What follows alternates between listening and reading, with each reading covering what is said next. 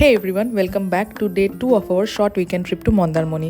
দিনটা শুরু করলাম ভীষণই সুন্দর একটা সানরাইজ দেখে। আমরা আমাদের এক্সাইটমেন্ট ধরে রাখতে পারছিলাম না। সকাল সকাল বাচ্চাদের নিয়ে বেরিয়ে পড়লাম একটা সুন্দর মর্নিং ওয়াক করার জন্য। সমুদ্রের ধার দিয়ে মর্নিং ওয়াক করার মজাই আলাদা। তারপরে আমাদের ব্রেকফাস্ট চলে এসেছিলো, ফুলকো ফুলকো গরম লুচি আলুর তরকারি দিয়ে ব্রেকফাস্ট সেরে আবার বেরিয়ে পড়লাম বিচে।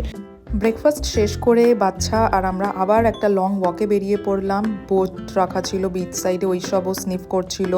আবার রিসর্টে গেলাম, ওখানে সুইমিং সেশন চললো অনেকক্ষণ ধরে। আমাদের পুরো দিনই এমন করেই কাটছিল, একবার রিসর্টে গিয়ে সুইমিং পুলে স্নান করো, আবার এসে বিচে স্নান করো।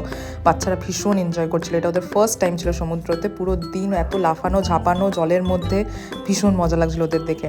ফাইনালি দুপুর হলো, আমাদের লাঞ্চ আসলো, গরম গরম ভাত, ডাল, আলু ভাজা।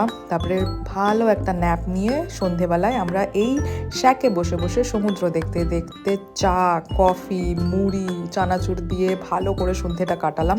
ভীষণই কোজি একটা ইভিনিং ছিল। তারপরে ফাইনালি ডিনার টাইম। ডিনারে আমরা নুডলস অর্ডার করেছিলাম along with some chilli chicken. এমনি করেই দিনটা কেটে গেল। Thank you so much for watching.